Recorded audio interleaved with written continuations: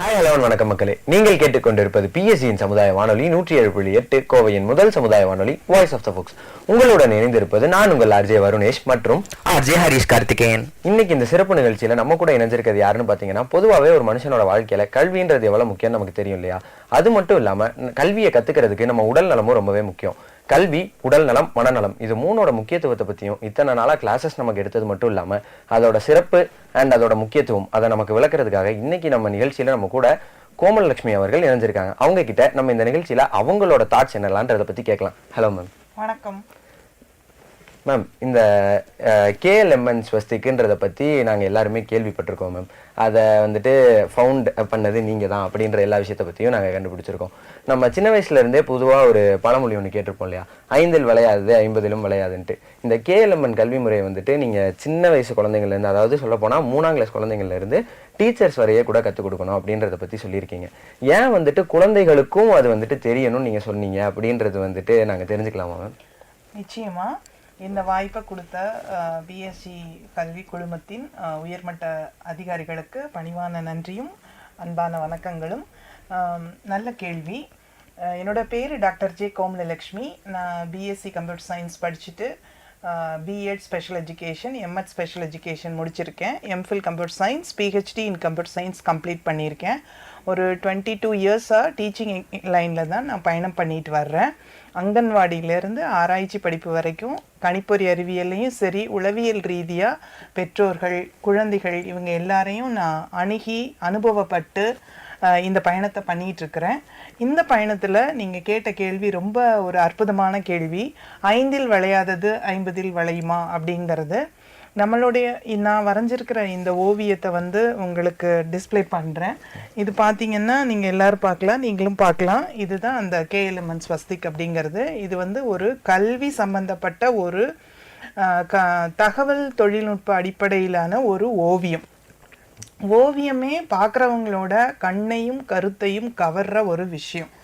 இன்றைக்கி இருக்கிற நம்மளுக்கு தெரியும், பொது ஊழி காலம் 600 300 கடைச்சங்கம் இடைச்சங்கம் அப்படின்னு பண்டைய தமிழக வரலாறு எல்லாம் நம்ம பார்த்துருக்குறோம். எல்லாத்துலேயுமே என்ன சொல்கிறோம் அப்படின்னா, மனித வளம் அப்படிங்கிறது குழந்தை பிறப்பில் ஆரம்பித்து குழந்தை வளர்றது தான். அந்த குழந்தை பிறக்கிற அந்த நிலையிலிருந்து அந்த குழந்தையாக்கு கல்வியானது கொடுக்கப்படுகிறது. அது இன்னும் சொல்லணும்னா, தாயோட கர்ப்பத்தில் இருக்கும் பொழுதே கல்வியானது அதாவது கற்றல் கற்பித்தல் நிகழ்வு ஆரம்பிக்குது. யாரோ ஒருத்தங்க சொல்கிறாங்க, அது கதையாக இருக்கலாம். அது மாதிரி அந்த கற்றல் கற்பித்தல் நிகழ்வு ஜனனம், அந்த அந்த குழந்தை உருவானத்திலேருந்தே ஆரம்பிக்கிற ஒரு பயணம் தான் அது.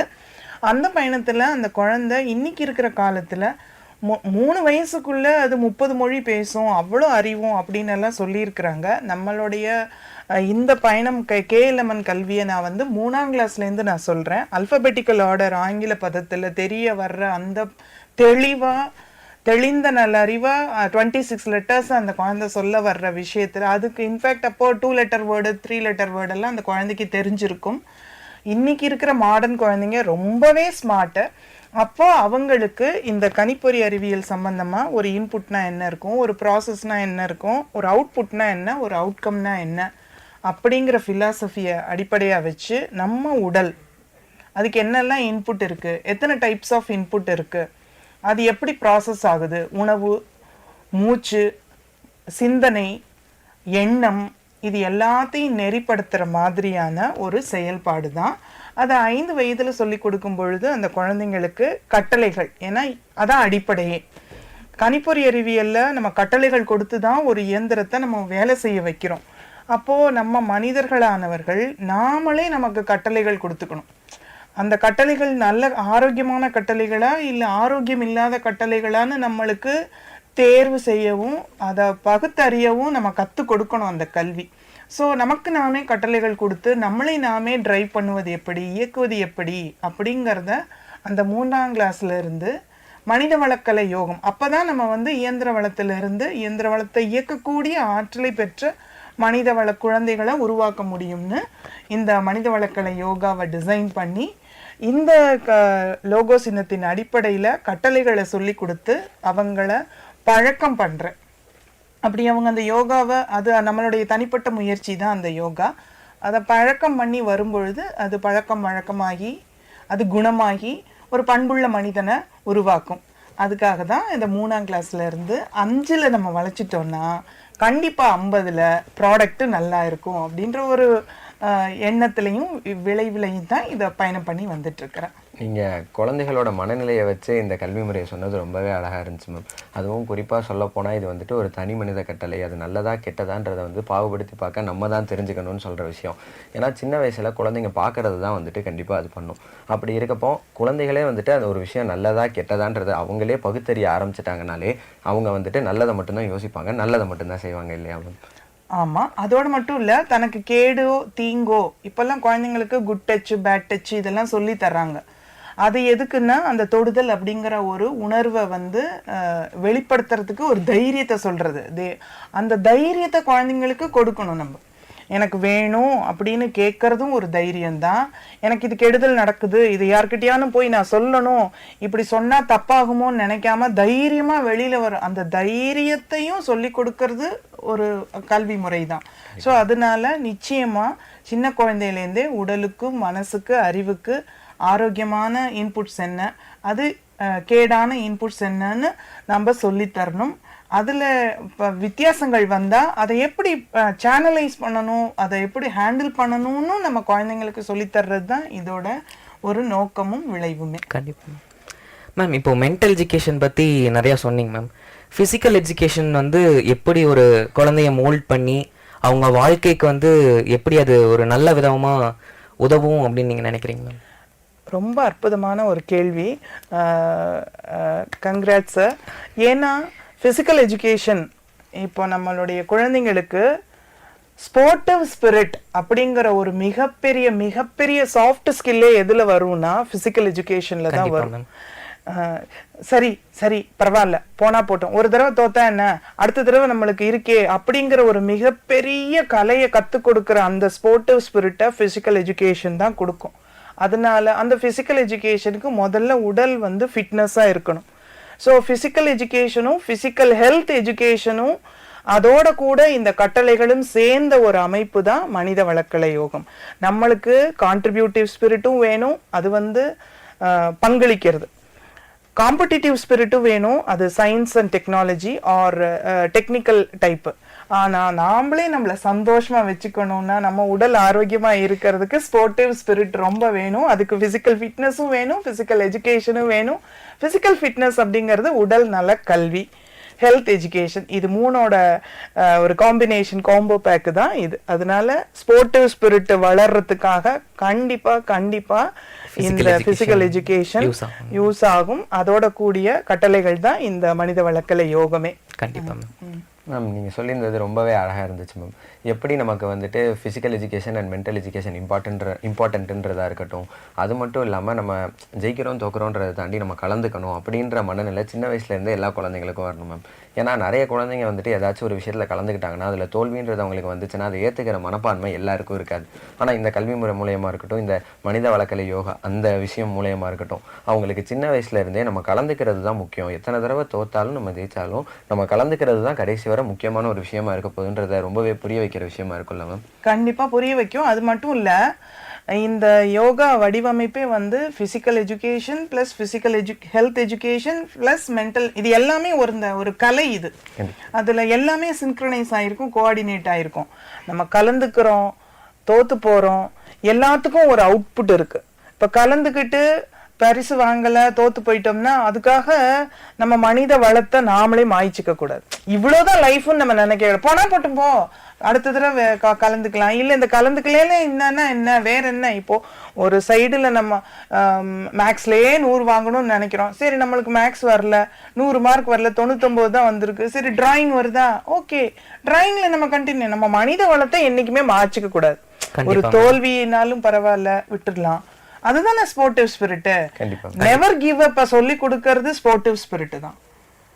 அது என்னத்தை சொல்லி கொடுத்தா, உயிர் வாழறத நான் வாழ மாட்டேன்னு சொல்லவே கூடாது. எப்படி இருந்தாலும் நம்மளுடைய லைஃப் டைம்ல ஏதான ஒரு முயற்சி பண்ணிக்கிட்டே இருக்கணும், சோர்ந்து விடக்கூடாது. இந்த முயற்சி இல்லைன்னா அடுத்த முயற்சி, அப்படி பயணம் பண்றதுக்காகத்தான் இந்த KLMN கல்வி செயல்முறை. ஸ்போர்ட்டிவ் ஸ்பிரிட் இஸ் நீங்க சொல்றத பார்த்தா நிறைய கத்துட்டு நம்மளுக்கு என்ன வரும் அப்படிங்கறது தெரிஞ்சு உள்ள போக முடியும் அப்படிங்கறத சொல்றீங்க மேம்? ஆமா, அது இன்னொரு வாட்டி கேளுங்க அந்த கொஸ்டினை. இல்லைங்க மேம், இப்போ நம்ம எத்தனை டைம் விழுந்து அடிபடுறதை வச்சு நம்ம இது முடியும் இது முடியாது முடியாததை நம்ம எப்படி சரி செஞ்சு கத்துக்கலாம் அப்படிங்கறத வச்சு நம்ம நிறைய தெரிஞ்சுக்கலாம் அப்படின்னு நீங்க சொல்றீங்க இல்லைங்களா? ஆமா, அதுக்கு பேர் தான் அனுபவம் அப்படின்னு நம்ம சொல்றோம், எக்ஸ்பீரியன்ஸ் நம்ம சொல்றோம். அந்த எக்ஸ்பீரியன்ஸ் சாகுற வரைக்கும் தோல்வியிலே நடந்துகிட்டே வந்துச்சுன்னா நம்ம வந்து மனச்சோர்வு அடைஞ்சிருவோம். கண்டிப்பா. அப்பதான் நம்ம தேர்வு செய்ய கத்துக்கணும். நான் ஜெயிச்சே காட்டுவேன்னு எல்லா நேரத்தையும் ஆற்றலையும் வீணாக்க விரயம் பண்ணக்கூடாது. அந்த தேர்வு செய்யறதையும் பக்குவத்தையும் நம்ம கத்துக்கணும். சரி, ஒரு 4-5 தடவை அட்டெம்ப்ட் அடிச்சிட்டோமா, இப்போ நம்மளுக்கு வரலையா, இது தோத்து போயிட்டோம்னு நம்ம உணரணும், ரியலைஸ் பண்ணணும். சரி, இதை விட்டுட்டு வேற ட்ரை பண்ணுவோம். அதுலயும் நம்ம தோத்துட்டோமா, 4-5 தடவை அட்டெம்ப்ட் அடிச்சோமா, இதுக்குள்ளேயே நம்மளுக்கு 5 வருஷ காலம் முடிஞ்சிருச்சா, எதுலையுமே நம்மளால உப்பு வீக்க போனேன் காத்தடிச்சுது, மழை வந்துச்சு, மாவு வீக்க போனேன் காத்தடிச்சுது, அப்பையும் நம்ம தோன்று போகணும்னு அவசியம் இல்லை. எத்தனையோ ஆல்டர்னேட்டிவ் சாய்ஸஸை நம்ம தேடவும், சாய்ஸஸை செலக்ட் பண்ணவும், தேர்ச்சி அடைஞ்சு மனப்பக்குவத்தை கொடுக்கறதும் தான் இதோட நோக்கமே. It is an infinite loop. அதை தான் இது சொல்லுது. உப்பு வீத்தமா, சரி, தீபாவளி அன்னைக்கு பட்டாசு கடை போடுவோம், பொங்கல் அன்னைக்கு கரும்பு கடை போடுவோம், எல்லா வேலையும் நிறைய பார்ப்போம், எல்லா சமுதாய மக்களோடையும் சேர்ந்து இருப்போம். இந்த மாதிரியான ஒரு மொத்தத்துல மனித வளத்தை நாம மாய்ச்சிக்க கூடாது. எந்த ஒரு காரணத்துக்காகவும் ஒரு தோத்து போயிட்டேங்கிறதுனால அதிபெரும் வியாதி வந்தவங்க கூட அறிவியல் தந்த வரப்பிரசாதத்தை வச்சு 100 ஆண்டு காலமெல்லாம் வாழ்றாங்க. நம்ம உடல் ஆரோக்கியமா இருக்கு, நாம ஏன் வேண்டான்னு நினைக்கிறது? ஆக மொத்தம் மரணத்தை பத்தி சிந்திக்க கூடாது, சுயமா மரணத்தை பத்தி முடிவெடுக்க கூடாது. நாம அதாவது ஒரு ப்ராப்ளத்துக்கு ஒரு 5-6 மல்டிபிள் சாய்ஸ் கொஸ்டின் மாதிரி ஆப்ஷன்ஸ் இருக்கும். அதை தான் இந்த எண் சொல்லுது. பாசிட்டிவ் ஆப்ஷன்ஸ் 5 ரிசல்ட் வச்சுக்கணும், நெகட்டிவ் ஆப்ஷன் 5 வச்சுக்கணும். இதுல எதை செலக்ட் பண்றோங்கிற பக்குவத்தை இது கத்து கொடுக்குது. பாசிட்டிவை செலக்ட் பண்ணா பாசிட்டிவ் ரிசல்ட் கிடைக்கும், நெகட்டிவ் ஆப்ஷனே செலக்ட் பண்ணா நெகட்டிவ் தான் கிடைக்கும். ஆனா நம்ம பாசிட்டிவை தான் செலக்ட் பண்ணணும்னு கத்து கொடுக்குது. ஏன்னா நம்ம உயிர் ரொம்ப முக்கியம் இல்லையா, நம்ம வாழணும்ல, அதுக்கு தானே நம்ம பிறந்திருக்கிறோம். சாதாரணமா ஒரு பேனா உடஞ்சு போச்சு அப்படிங்கறதுக்காக நான் உயிரை மாச்சிக்கிறேன், இது எனக்கு வேண்டாம், நான் தோத்து போயிட்டேன், எனக்கு ஒண்ணுமே கிடைக்கல, இப்படிலாம் சொல்லக்கூடாது. இந்த ஒரு கொஸ்டினுக்கு 5 பாசிட்டிவ் ஆன்சர் என்ன, அதுல எது எனக்கு சூட் ஆகும், சரி இந்த கொஸ்டின் வேண்டாம் ஆன்சர் வேண்டாம்னா இன்னொரு பாசிட்டிவ் கொஸ்டின் எடுத்துக்கணும். இப்படி லைஃப்ல போகணும். அந்த ஜேர்னி வந்து transforms, that journey gives education, that makes it a very beautiful contribution. அந்த ப்ரெசன்ஸே, அவரோட அனுபவமுமே நிறைய பேருக்கு, அதான் விவேகானந்தர் சொல்ற மாதிரி, ஜெயிச்சா தலைவன் ஆகலாம், தோத்தா லீடர் ஆகலாம், எப்படியோ நம்ம வாழணும், அதான் பிலாசபி. கண்டிப்பாங்க மேம். இப்போ நீங்கள் சொன்னீங்களேங்க மேம், அப்போது 5 கொஸ்டின் இருக்குது, 5 ஆன்சர் இருக்குது, நம்மளுக்கு வேணுங்கிறத நம்ம எடுத்து பண்ணணுன்னு. இப்போ நம்ம அந்த 5 கொஸ்டின் 5 ஆன்சரை வச்சுட்டு இன்னொன்று எடுக்கிறது கிரியேட்டிவிட்டிங்க மேம். மறுபடியும் அந்த 5 கொஸ்டினையும் 5 ஆன்சரையும் எப்படியெல்லாம் நம்மளால அதை சால்வ் பண்ண முடியும்னு யோசிக்கிறது டெக்னிக்கலுங்க மேம். இப்போ கிரியேட்டிவிட்டிக்கும் டெக்னிக்கலுக்கும் என்ன வித்தியாசங்க மேம்? எது வச்சு நல்ல எக்ஸ்பீரியன்ஸ் கெயின் பண்ண முடியும், குழந்தைங்க எப்படி மேம்பட முடியும் அப்படின்னு தெரிஞ்சுக்கலாங்க மேம். நல்ல கொஸ்டின். கிரியேட்டிவிட்டி அப்படிங்கிறது டெக்னிக்கலோட பேஸே கிரியேட்டிவிட்டி தான். இந்த பேனா வந்து ஒரு டெக்னிக்கல் இன்ஸ்ட்ருமெண்ட், ஆனா இதை உருவாக்கணுங்கிற சிந்தனை வந்து கிரியேட்டிவிட்டி. அதாவது சுவர் இருந்தாதான் ஓவியம் ஒண்ணு வரைய முடியும். சித்திரம் அப்படிங்கிறது டெக்னிக்கல்னு நீங்க வச்சுக்கிட்டீங்கன்னா, சுவர் அப்படிங்கிறது கிரியேட்டிவிட்டி. இது வந்து ஒரே காயினோட 2 சைடு மாதிரி. ஒருத்தங்களுக்கு கிரியேட்டிவ் தாட்ஸ் இருந்தா மட்டும்தான் இனோவேஷனும் டெக்னிக்கல் கான்ட்ரிபியூஷன்ஸும் வரும். அது டிவைஸா இருக்கலாம், இல்லைன்னா எழுத்தாணியா இருக்கலாம், இல்லைன்னா மண்ணுல கூட எழுதலாம், இல்லைன்னா பேசலாம். ஏதோ ஒரு விதத்துல ஒருத்தரோட படைப்பாற்றல் வெளியில வருது, அது 4 பேருக்கு உதவுது அப்படிங்கறதுனாலே அது கிரியேட்டிவிட்டி தான். அது டிவைஸ் மட்டும்தான் வச்சு செய்யணும், அதுக்கு பேர் தான் டெக்னிக்கல் அப்படிங்கிறது இன்னைக்கு இருக்கிற காலத்துல டெக்னாலஜினால நம்மளுக்கு அப்படி வந்து சிந்தனை வருது. கொட்டாங்குச்சியில தண்ணி பிடிச்சி வாழ்ந்தவங்க தான் கொட்டாங்குச்சிய விளக்குக்கு நம்ம பயன்படுத்துறோம். ஸோ கொட்டாங்குச்சியை எடுத்து அதை உருவாக்கினது ஒரு கிரியேட்டிவிட்டி. கண்டிப்பாங்க. ஸோ அதனால கிரியேட்டிவிட்டியும் டெக்னிக்கலும் ஒரே காம்பினேஷன்ல வந்தது தான். இப்போ இதை வந்து இந்த கொஸ்டின் எனக்கு கொடுத்ததுக்கு ரொம்ப நன்றி. இதுக்கு நீங்க எதனாச்சும் இன்னொரு கொஸ்டின் கேட்குறீங்களா மேம்? அவங்க வந்துட்டு கிரியேட்டிவிட்டி அண்ட் டெக்னிக்கல் ஸ்கில்ஸ்க்குள்ள டிஃபரன்ஸை பற்றி கேட்டிருந்தாங்க மேம். நான் வந்துட்டு நீங்கள் அதுக்கு முன்னாடி ஒரு விஷயம் சொல்லியிருந்தீங்கல்ல, நம்ம எதை பார்க்குறோமோ அதாக தான் நம்ம ஆகும், நம்ம நெகட்டிவான ஒரு விஷயத்தை பார்த்தோம்னா நம்மளோட அவுட்கமும் நெகட்டிவாக தான் இருக்குன்னு சொல்லி சொல்லியிருந்தீங்க இல்லையா மேம்? அப்போ இந்த முயற்சியில், இந்த ப்ராசஸில் பாசிட்டிவ் எனர்ஜி எவ்வளோ இம்பார்ட்டன்ட்னு நீங்கள் நினைக்கிறீங்க மேம்? எனர்ஜி தான் எல்லாமே. நம்ம சயின்ஸ் டெக்னிக்கலாக எடுத்துட்டோம்னா one form of energy is converted into another form of energy. பால் தயிர் ஆகிறது, தயிர் மோர் ஆகிறது, மோர் வெண்ணெய் ஆகிறது, இந்த மாதிரி எல்லாமே ப்ராசஸ் தான். ஆனால் ஒரு மனிதனுக்கு பயனுள்ளதாக இருக்குது, 4 பேருக்கு. ஒரு உயிரை அழிக்காம, உயிர் இரக்கமும் உயிர் நேயமும் தான் அட்மோஸ்ட் அவுட்கம். ஒரு உயிரை இயற்கையாக உயிர் அழிஞ்சு அது கூட உரமாக போகும். ஆனால் நம்ம வாலண்டியராக ஒரு அழிவு இல்லாமல், மேன்மேடு டிசாஸ்டர் இல்லாமல், எதுவுமே ஒரு படைப்பாற்றலை உருவாக்குற தன்மையை, அந்த உருவாக்குற ஒரு விஷயம் 4 பேரை உற்சாகப்படுத்துகிற மாதிரி, 4 பேருக்கு நல்லது பண்ணுற மாதிரி இருந்ததுன்னா அந்த ஒரு விஷயம் நம்மளுக்கு பாசிட்டிவ் எனர்ஜியை கொடுக்கும். நம்மளுக்கு இந்த மனித வளத்தை அழைச்சிக்கலாம், இது அதை தான் இது சொல்லுது. நோ, எனக்கு இது வேண்டாம், எனக்கு இது பிடிக்கல, எனக்கு வேண்டாம், எனக்கு வாழவே விருப்பம் இல்லை. அது லெவலுக்கு தகுந்த மாதிரி மாறிட்டே வரும். வயசுக்கு தகுந்த மாதிரி அந்த அவுட்கம், அவங்களோட எக்ஸ்பிரஷன்ஸ் மாறும். ஏன் அப்படி சொல்றாங்க? அவங்களுக்கு இருக்கிற அந்த 5 சொல்யூஷனுமே நெகட்டிவா தான் இருக்கு. அதனாலதான் அவங்க no no no no, I can't, I don't, அப்படி சொல்றாங்க. அப்ப அவங்களுக்கு கொடுத்துருக்கிற 5 பாசிபிலிட்டியவை நம்ம நெகட்டிவ் பாசிபிலிட்டியை யாரான ஒருத்தர் ஒரு பாசிட்டிவ் பாசிபிலிட்டியா மாத்தினா அந்த நோ நியூவா மாறிடும். அந்த யாருமே வரலன்னு வச்சுக்கோங்க, அதான் இன்னைக்கு இருக்கிற கொஸ்டின். இன்னைக்கு இருக்கிற இயந்திர உலகத்துல அந்த யாருமே இல்லைன்னா அந்த குழந்தை தன்னைத்தானே மனசை டைவர்ட் பண்ணிக்கணும், அந்த சிந்தனையிலேருந்து வெளியில வரணுங்கிறதுக்காக வேற ஒரு சிந்தனைக்குள்ள தன்னை ஐக்கியப்படுத்திக்குது. அதாவது இழுப்பு சட்டிக்கு பயந்து நெருப்புக்குள்ள விழுகிற மாதிரி. அது தெரியாது இல்லையா? ஆனா அப்பதான் இந்த பிரபஞ்சத்தோட ஆற்றலை பத்தி அது உணர்ந்துக்கும். அப்போ நம்மளுக்கு எல்லா சாய்ஸுமே நெகட்டிவா இருக்கு. ஆனா nature it is a supreme resource. அந்த காஸ்மிக் எனர்ஜி பாசிட்டிவை தான் தரும். நீங்க வாசல்ல வைட் ஓப்பன் ஹேண்ட் வச்சு கம்ப்ளீட்டா பிரீத் பண்ணீங்கன்னா நாமளே உணர்வோம், இந்த உலகத்துல வாழ நினைத்தால் வாழலாம், வழியா இல்லை பூமியில். நம்ம பார்க்குற எல்லாமே நம்மளுக்கு பாசிட்டிவா தோணும். ஸோ வென் 5 ஆப்ஷனுமே இந்த டெக்னிக்கல் ஃபீல்டில் நெகட்டிவாக இருந்தால் அந்த குழந்தை மேலே திரும்பி யூனிவர்ஸை பார்க்கணும். காஸ்மிக் எனர்ஜியை பார்க்கும்போது அதுக்கு ஒலி மூலமாக யாரானு கூப்பிடுவாங்க, இல்லை ஒரு ஃபோன் வரும். அந்த இடத்த விட்டு நகர்ந்தாலே சிந்தனை மாறுபட்டுரும். அது பிரபஞ்சத்தில் போய் சேரும்பொழுது நிச்சயமாக பாசிட்டிவ் எனர்ஜி கிடைக்கும். நம்ம எல்லாமே எனக்கு 5 விரலுமே ஓட்டையாக இருக்கே, நான் என்ன பண்ணுறதுன்னா, நீங்கள் யூனிவர்ஸில் போய் you can communicate. You can speak with the air, you can speak with water, you can speak tree, you can speak with நீங்க காற்றோடு பேசலாம், நீங்க மலையோடு பேசலாம், உங்களோட கூட நீங்க பேசிக்கலாம். நாம தனிமையில் இருக்கும்போது நாமளே நமக்கு பேசிக்கணும், நாமளே நமக்கு கட்டளைகள் கொடுக்க பழகணும். எல்லாரும் at the end of the night we will sit and we will speak only to us. By that time we must be able to drive within. என்னால முடியும், ஏன் நான் இப்படி நெகட்டிவா யோசிக்கிறேன், இது தப்பு, நான் பாசிட்டிவா தான் யோசிப்பேன், எனக்கு நானே கட்டளைகள் கொடுத்து நான் சாகாம என்னைய மனித வளமா மாத்துறதுக்கு தான் இந்த மனித வளக்கலை யோகம். கண்டிப்பாங்க. இப்போ சொசைட்டி எப்படி குழந்தைங்களுக்கு ஹெல்ப் பண்ணணும்னு நீங்க நினைக்கிறீங்க மேம்? ஏன்னா சொசைட்டி யங்ஸ்டர்ஸ்னால டெவலப் ஆகும்னு சொல்றாங்க. அந்த யங்ஸ்டர்ஸை டெவலப் பண்றதுக்கு சொசைட்டி எவ்வளவு யூஸ்ஃபுல்லா இருக்கணும் அப்படின்னு நீங்க நினைக்கிறீங்க மேம்? அது என்னென்ன ரிசோர்சஸ் கொடுக்கணும் அப்படின்னு நீங்க இருக்கீங்க? கண்டிப்பா இன்னைக்கு நம்ம நல்ல கொஸ்டின்பா.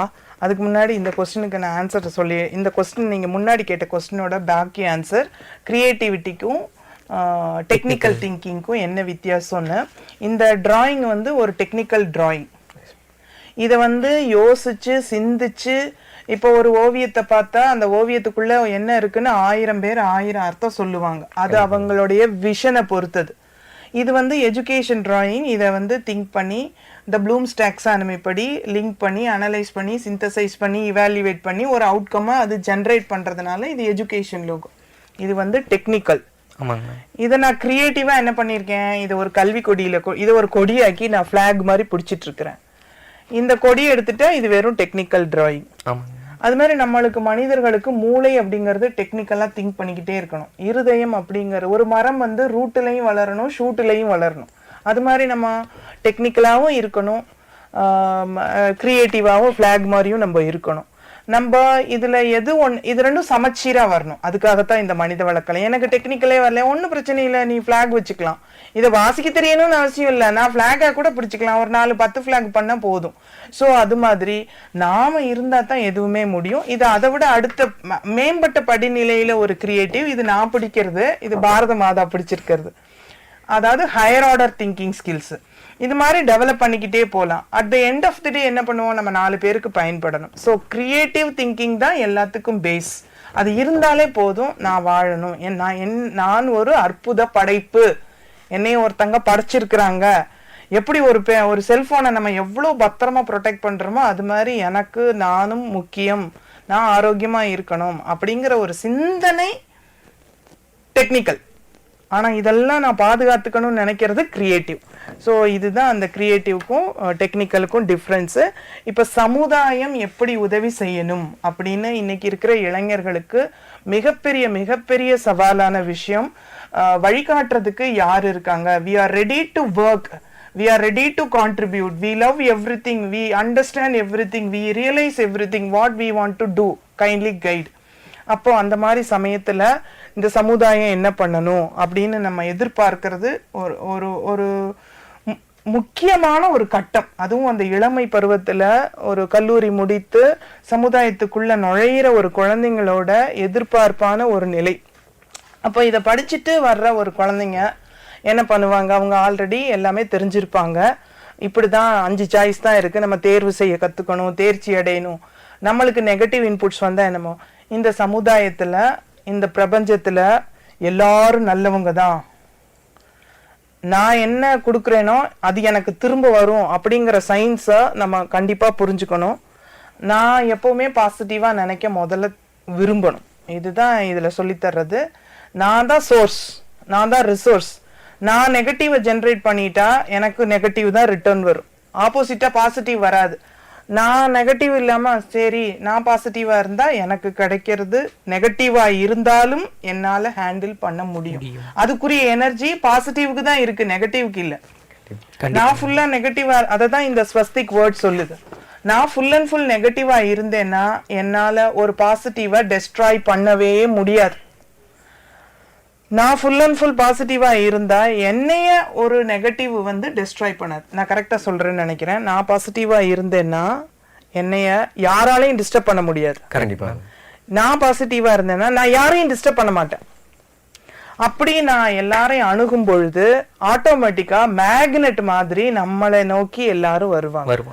அதுக்கு ஒரு காலம் ஆகும். அதுக்காக தான் இதை நான் சிலபஸ்குள்ள சேர்க்கல. எல்லாமே இன்ஸ்டன்டா அப்படிலாம் நடக்கவே நடக்காது. இன்ஸ்டன்ட் சார்ஜ் போனா இன்ஸ்டன்டா டிஸ்சார்ஜ் ஆயிரும். That is the truth, fact. அப்போ நம்ம பொறுமையா தான் போகணும். அந்த பொறுமைக்கும் அந்த காலத்துக்கும் தான் நம்மளுடைய வாழ்க்கை பயணமே. அவசரமா நம்ம பண்ண முடியாது. 10 மாசம் பொறுமையா இருக்கணும். நம்ம எவ்வளவு கெமிக்கல்ஸ் போட்டு 3 நாள்ல பேபி எடுத்தா பேபி மரபணு மாற்றப்பட்ட குழந்தையா தான் இருக்கும். அதுக்குரிய காலமும் அதுக்குரிய நேரமும் போதிய போஷாக்கும் கொடுக்கும் பொழுது ப்ராடக்ட் நிறைய வரும். அதனால நுழைஞ்ச உடனே நம்ம இப்போ எல்லா குழந்தைங்களுக்கும் இதை நான் சொல்லணும். அந்த ஒரு எடுத்துக்காட்டு வந்து தப்பா ரைட்டான்னு எனக்கு நீங்க தான் சொல்லணும், மாணவர்கள் தான் சொல்லணும். இன்னைக்கு கணிப்பொறி அறிவியல்ல நான் பில்கேட்ஸ் மாதிரி வருவேன், நான் வந்து யார் அவர் சுந்தர் பிச்சை சார் ஐயா, மதிப்பிற்குரிய சுந்தர் பிச்சை ஐயா மாதிரி, மதிப்பிற்குரிய பில்கேட்ஸ் ஐயா மாதிரி வருவேன் அப்படின்னு நினைக்கிறாங்க. இன்னைக்கு அவங்களோட ஏஜ் வந்து 21. ஆனா அவங்க கம்பேர் பண்ற ஒரு மரியாதைக்குரிய ஒரு நபரோட ஏஜ் வந்து 45. அவர் 21ல இருந்து 45 வரைக்கும் என்ன பயணம் பண்ணாருங்கிறத யாருமே பார்க்க மாட்டேங்கிறாங்க. கண்டிப்பாங்க. அவங்களுக்கு சமுதாயம் என்ன சப்போர்ட் பண்ணுச்சு, அவங்க 45ல அப்படி வந்த மாதிரி என்னோட 45ல நான் வர்றதுக்கு நான் என்னெல்லாம் பயணம் பண்ணணும், அவங்க சந்திச்ச அவமானங்களை நான் சந்திப்பேனா, என்னால சந்திக்க முடியுமா, இதை படிக்கணும். இதை வந்து யங்ஸ்டர்ஸ் படிக்கணும். நாம இன்னொருத்தங்கள்ட்ட நம்ம கம்பேர் பண்றோம். முதல்ல கம்பேர் பண்றது தப்பு. சரி பரவாயில்ல, இன்ஸ்பைரிங் ரோல் மாடல் ஆகுறோம்.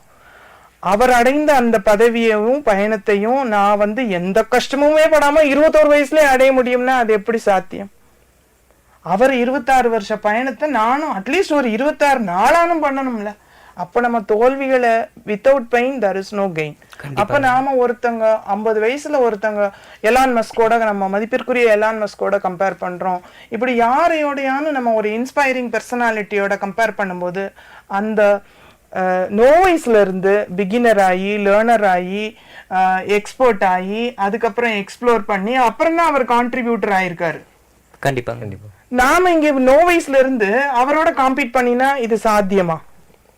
அந்த ஒரு எஜுகேஷன் நம்மளுக்கு வேணும். அதை தான் வந்து இந்த படிநிலை சொல்லுது. இவர் இங்க கான்ட்ரிபியூட் பண்ணிட்டு இருக்காரு, நான் இன்னும் அன்னோன்ல இருக்கேன். நான் போய் அவரை கன் பண்ண நடுவுல இருக்கிற 7 படியை யார் தாண்டணும் அப்படிங்கிற ஒரு திங்கிங்க இந்த 21 வயசு குழந்தைங்க எல்லாம் உள் வாங்கிட்டாங்கன்னா அவங்க பயங்கரமா படிப்பாங்க. அவங்க 45 வயசுல சாதிச்சதை இவங்க 30 வயசுல சாதிச்சிருவாங்க. Because they are more smarter. நம்மளுடைய அடுத்த தலைமுறை எப்பவுமே நம்மளை விட ஸ்மார்ட்டா தான் இருக்கும். அதனால நம்மளுடைய பயணத்தை வந்து அன்னோன்ல இருந்து ஆரம்பிச்சு காம்பீட் பண்ற இடத்துக்கு வர்றச்சே நம்ம எல்லா படிநிலைகளையும் கடக்கணும். அதுக்குரிய காலம் ஆகும். அது வரைக்கும் பொறுமையா இருக்கணும். நம்ம எனர்ஜியை டபுள் பண்ணிக்கிட்டே வரணும். அப்போ நம்ம அந்த ஸ்டேஜை அடையலாம். இது வந்து இன்னைக்கு சமுதாயத்தை நாம இப்படி அப்ரோச் பண்ணும்போது நம்மளுக்கு அந்த பலன் தானா நம்மளுக்கு கிடைக்கும். கண்டிப்பா. சோ நாம சேஞ்ச் ஆயிட்டோம்னா, அதை தானே மகாத்மா சொல்றாரு, பி த சேஞ்ச்.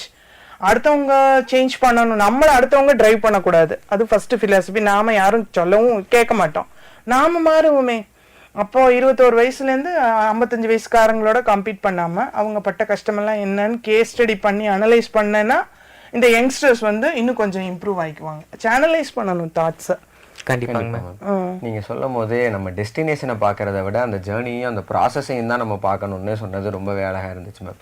நம்ம இவ்வளோ நேரம் வந்துட்டு ஸ்வஸ்டிக்குள்ள என்னெல்லாம் இருக்குன்றதை பற்றி கேட்டுக்கிட்டு இருந்தோம் மேம். அந்த கேஎல்எம்ன்ற கல்வி முறை ப்ராசஸ்க்குள்ள இங்கே எல்லாருக்கும் தெரிகிற மாதிரி நீங்கள் கேஎல்எம் என்னன்னு கண்டிப்பாக சொல்லிட்டா எல்லாருக்குமே அது இன்னும் தெளிவாக புரியும்னு நான் நினைக்கிறேன் மேம். ஆமாம், இதில் டெக்னிக்கல் ஆன்சரும் இருக்கு, கிரியேட்டிவ் ஆன்சரும் இருக்கு.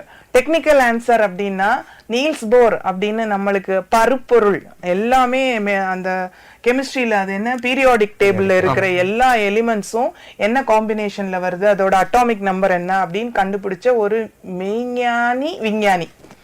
அவர் வந்து சொல்லியிருக்காரு ஆற்றலோட படிநிலை என்ன, ஒரு பொருளோட ஆற்றலை வச்சுதான் அந்த பொருளோட நிறையும் குணமும் இருக்கும் அப்படின்னு.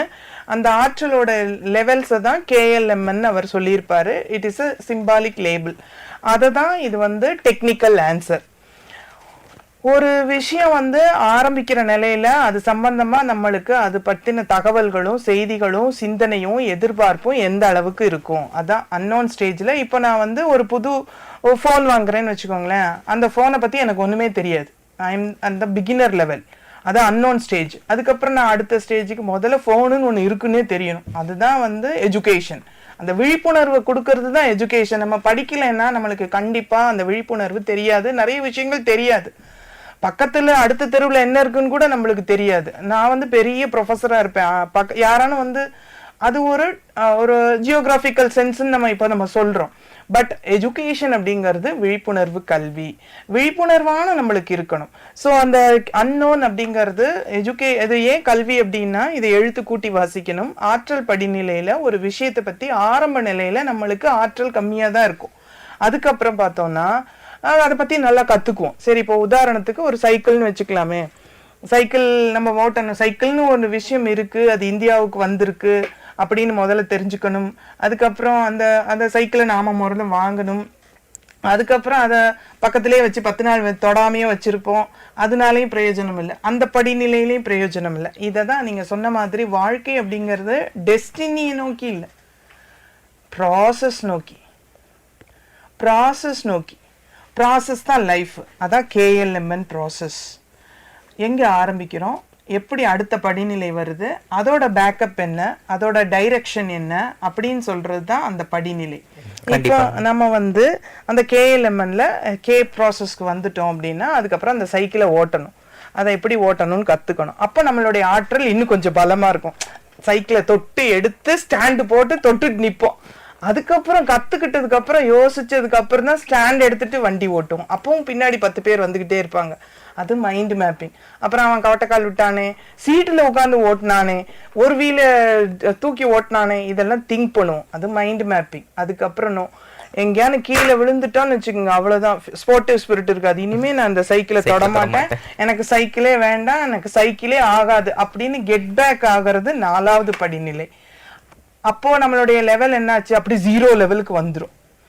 அப்புறம் இதுதான் அந்த பயணம். அப்போ நம்ம வந்து எந்த ஒரு விஷயத்திலையும் அந்த ஆற்றல் 0 லெவலுக்கு வந்துருச்சா, அதை தான் நீல்ஸ் போர் சொல்றாரு. ஒவ்வொரு விஷயத்தோட ஆற்றல் அதிகமாக அதிகமாகத்தான் நம்மளோட பங்களிப்பு இருக்கும். அந்த விழுந்ததுக்கு அப்புறமும் நம்ம கெயின் ஆகி மறுபடியும் இந்த பயணத்தை தொடர்ந்து வரும்பொழுது புதுசா சைக்கிளை நம்ம உருவாக்கலாமே, இதுல டைனமோ வைக்கலாமா, இதுல பாக்ஸ் வைக்கலாமா, இதுல காத்தடிக்கலாமா, வாட்டர் பாட்டில் வைக்கலாமா, இன்னும் என்னெல்லாம் சேர்க்கலாம், இந்த மாதிரி நம்மளுடைய இனோவேட்டிவ் தாட்ஸ் வரும்.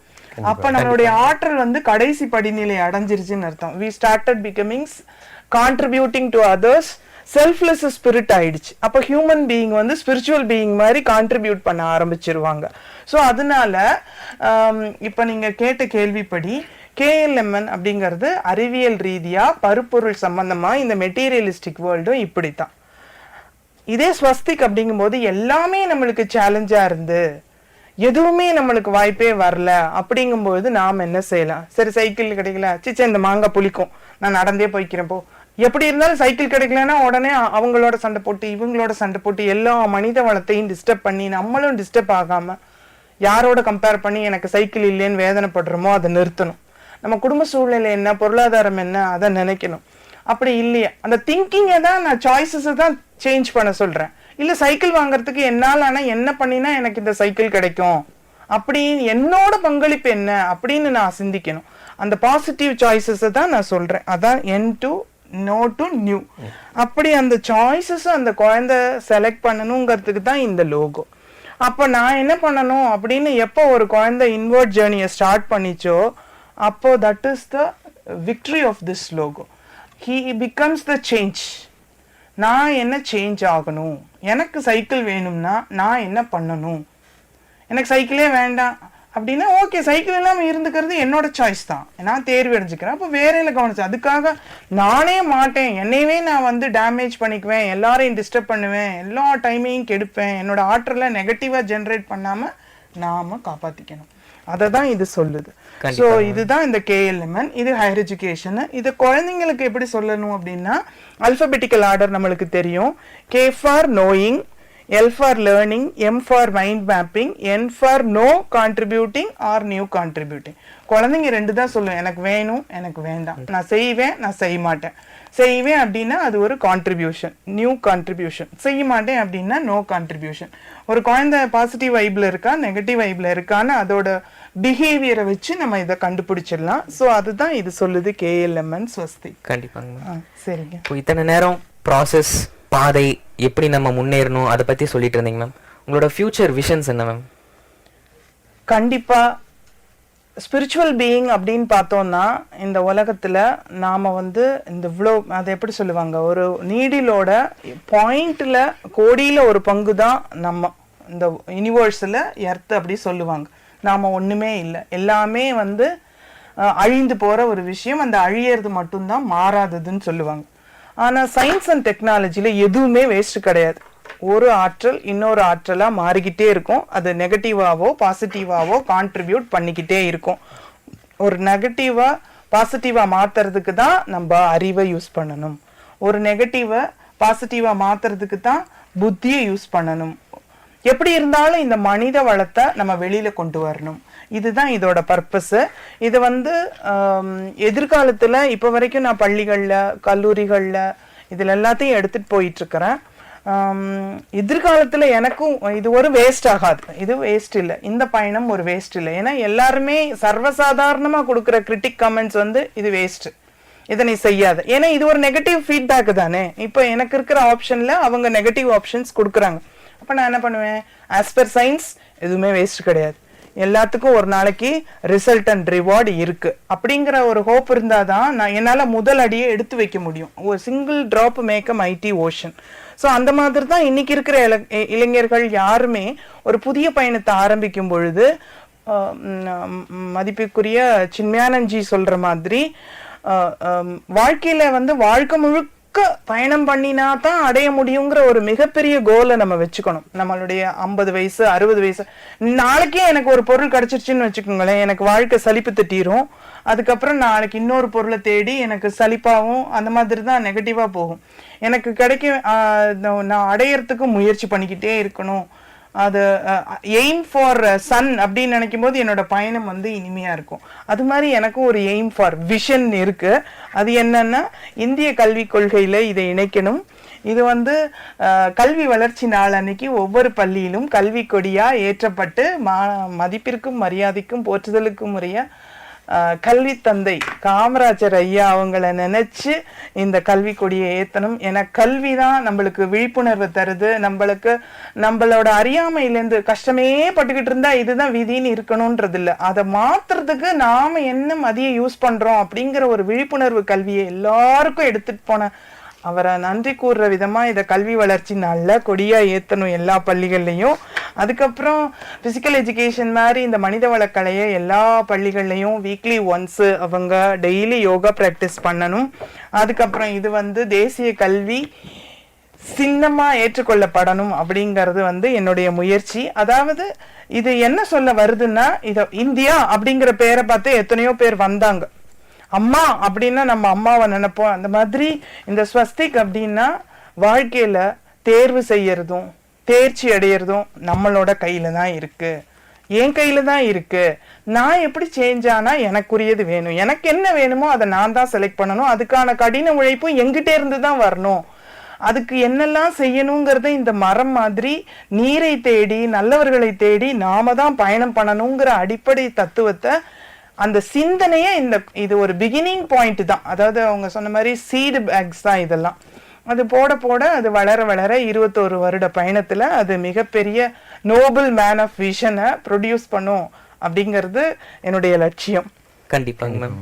உங்களோட உயர்ந்த எண்ணம் வந்துட்டு கண்டிப்பாக நடக்கணும்னு நாங்கள் நினைக்கிறோம் மேம். ஏன்னா நீங்கள் உருவாக்கின கல்வி முறை தர விளக்கம் தான் மேம் இதுக்கும் எடுத்துக்காட்டாக இருக்கும். எண்ணம் போல் வாழ்க்கைன்றதா மேம். கண்டிப்பாக அது நடக்கும்னு நினைக்கிறோம். இந்த கேஎல்எம்என் கல்வி முறை மூலயமா நான் கற்றுக்கிட்ட விஷயத்த நான் சொல்கிறேன் மேம். நம்மளோட பழக்கம் நம்மளோட வழக்கமாக மாறுது, நம்மளோட வழக்கம் நம்மளோட குணமாக மாறி அது நம்மளோட பண்பாக நம்ம கூடயே சேருதுன்றது தானே மேம். ஆமாம், கண்டிப்பாக அதான் அந்த ப்ராசஸ். இப்போ இவ்வளோ பெரிய விஷயம், இந்த ஒரு பழக்கம் ஆரம்பித்து இது ஒரு கல்வி முறையாக நீங்கள் சொல்லியிருக்கீங்க. நான் நிறைய ஸ்கூல்ஸில் போய் நடத்திக்கிட்டு இருக்கேன். நீங்கள் அதுவும் குறிப்பாக ஸ்கூல்ஸ் மட்டும் இல்லாமல் டீச்சர்ஸ்க்கெல்லாம் கூட நடத்திக்கிட்டு இருக்கீங்க. இந்த பழக்கம் உங்களுக்கு எங்கேருந்து மேம் ஆரம்பிச்சது? இந்த இவ்வளோ பெரிய விஷயத்துக்கும் கண்டிப்பாக ஆரம்ப புள்ளின்றது ஒன்று இருக்கும் இல்லையா? அதை பற்றி நம்ம கேட்காம இருந்தேன். கண்டிப்பாக, நிச்சயமாக இது ஒரு நல்ல கேள்வி. அதுதான் அந்த ஸ்பார்க்கை கண்டுபிடிக்கிறது தான் நம்மளுடைய டிரைவிங் ஃபோர்ஸ். அதாவது கல்லூரியில் நான் உதவி பேராசிரியராக கணிப்பொறி அறிவியலில் இருக்கும் பொழுது இன்னும் பிளேஸ்மெண்ட் செல்லில் ஒரு கோஆர்டினேட்டராக போனேன். அப்போ என்னுடைய மாணவர்கள் வெளியில் போனவங்க அவங்க ஒர்க் லைஃப் பேலன்ஸில் என்ன ஸ்ட்ரகிள் பண்ணுறாங்க, அவங்களுக்கு திடீர்னு வேலை போயிடுது, இல்லைன்னா திடீர்னு உடம்பு முடியாமல் போயிடுது, அவங்க எதிர்பார்த்த வாழ்க்கை முறை வேற, அவங்களுக்கு கிடைச்சிருக்கிற வாழ்க்கை முறை வேற, இதெல்லாம் எங்கிட்ட ஒரு மென்டராக ஷேர் பண்ணும்போது, நம்ம குழந்தைங்களுக்கு நம்ம என்ன மெஷினாக இவங்களை வளர்க்குறோம், இவங்களுக்கு ஸ்பிரிச்சுவல் பீயிங், உடல் ஆரோக்கியம், மன ஆரோக்கியம் இதெல்லாம் நம்ம சொல்லி தரணும் அப்படிங்கிற ஒரு தாட் ப்ராசஸ் எனக்கு அங்கதான் வந்தது. ஒர்க் லைஃப் பேலன்ஸை நம்ம குழந்தைங்களுக்கு கற்றுக் கொடுக்கணுங்கிற ஒரு ஃபிலாசபியை நோக்கி நான் பயணம் பண்ணும் பொழுது இந்த சின்னம் உருவாச்சு. மாணவர்கள் நாம 30 வயசு ஆனவனே சந்தோஷமா இருக்கலாம், 40 வயசு ஆனவனே இல்லை, அறநெறியுடன் கூடிய ஒழுக்கத்துடன் கூடிய கல்வி, சீரான உணவு பழக்கம், சீரான ஓய்வு பழக்கம், தெளிந்த சிந்தனை, இதெல்லாம் இருந்தா இப்பவே நம்ம சந்தோஷமா இருக்கலாம். நாமளே லீடர் தான், நாமளே நம்மளை டிரைவ் பண்ணும்போது நம்ம எல்லாத்தையும் நம்ம பேலன்ஸ் பண்ண கத்துக்குவோம். ஸோ அந்த என்னுடைய மாணவர்களுடைய ஒர்க் லைஃப் பேலன்ஸுக்கு அவங்களுக்கு தேவையான அந்த ஸ்பிரிச்சுவல் பவரை நான் அவங்களுக்கு கொடுக்கணும். ஏன்னா எல்லா நேரமும் என்னால கட்டளைகள் கொடுத்துட்டு இருக்க முடியாது. விருந்தும் மருந்தும் 3 நாள் தான் சொல்லுவாங்க. கண்டிப்பா. அப்ப அவங்களுக்குள்ளே புதிய புதிய கட்டளைகளை அவங்க உற்பத்தி பண்ணிக்கணும். எதுக்கு? அவங்க ஆரோக்கியமா வாழணும்ன்ற எண்ணத்துக்கு உற்பத்தி பண்ணணுங்கிற அந்த ஒரு சவால் வரும் பொழுதுதான் நான் டிசைன் பண்ணேன். இதை தான் நான் எல்லாருக்கும் சொல்றேன். நம்ம வாழ்க்கை நம்ம கையில், நாம தான் சந்தோஷமா இருக்கணும். நம்மளோட லைஃப்பை நம்ம பேலன்ஸ் பண்ண கற்றுக்கணும். அது டெக்னிக்கல், இக்கனாமிக்கல், சோஷியல் எல்லாத்துலேயும் அதுதான் இது 4 மாடியூல். ஒன்று வந்து இமோஷனல் கோஷன்ட், இன்னொன்று வந்து இன்டெலெக்சுவல் கோஷன்ட், இன்னொன்று சோஷியல் கோஷன்ட், இன்னொன்று அட்வர்சிட்டி கோஷன்ட். அட்வர்சிட்டி கோஷன்ட்டில் கான்ட்ரிபியூஷன் போட்டிருப்பேன். ஒரு தோல்வியிலேருந்து நான் எவ்வளவு சீக்கிரமா மீண்டு வர்றேன், அது என்னாலேயே நான் எப்படி மீண்டு வர்றேன் அப்படிங்கிறது தான் இந்த அட்வர்சிட்டி கோஷன்ட். அந்த 4வது மாடியூல் இருக்கு இல்லையா, அதை தான் நான் ரொம்ப சொல்லுவேன். நம்மளுக்கு யாருமே சப்போர்ட் இல்லைன்னாலும் என்னை நானே மீண்டு நான் வாழ்வேன், என்னை நான் சந்தோஷமா வச்சுக்குவேன் அப்படின்னு ஒரு ஆற்றல், அந்த ஸ்பிரிச்சுவல் பவர், அந்த ஆன்ம ஆற்றல் எப்ப வெளியில வருதோ, வெளியில வரணும்னு நினைக்க வைக்கிற ஒரு கல்வியை நான் கொடுக்கணும்னு நினைச்சேன். அதுக்காக தான் இந்த பயணம். So that 4 questions, that adversity quotient is a must, that is a psychological quotient. So it brings the inner energy for the child to survive happily. First survive, அப்புறம் happy survival, அப்புறம் satisfied survival. கண்டிப்பா ma'am. இப்போ நீங்க driving ஃபோர்ஸ்னு சொன்னபோது நீங்க ஒரு டீச்சருங்க ma'am, உங்களை drive பண்றதுக்கு கண்டிப்பா ஒரு குரு இருந்திருப்பாங்க இல்லைங்க மேம், இருக்காங்களாங்க மேம்? கண்டிப்பா இருக்காங்க. அவரோட அனுமதியோட தான் நான் அவரோட பேரை சொல்லணும். இருந்தாலும் என்னை இந்த கொஸ்டின் ரொம்ப நல்ல கொஸ்டின். யோகா டிசைன் பண்ணும்பொழுது நிறைய மெசேஜஸ் நாமளே ரிசீவ் பண்ணுவோம். நீங்க எவ்வளவு தூரம் நம்ம மொபைலோட இருக்கும்போது மொபைலோட தாக்கம் எப்படி நம்மளுக்கு வருதோ, அது மாதிரி நம்ம காஸ்மிக் எனர்ஜியோட இருக்கும்பொழுது அந்த சைட்ல இருந்து வர்ற ரேஸ் நம்மளுக்கு கண்டிப்பா கிடைக்கும். அந்த மாதிரி எனக்கு நம்மளுடைய முன்னோர்கள் எல்லா தெய்வங்களுமே எனக்கு வந்து கம்யூனிகேட் பண்ணியிருக்கிறாங்க.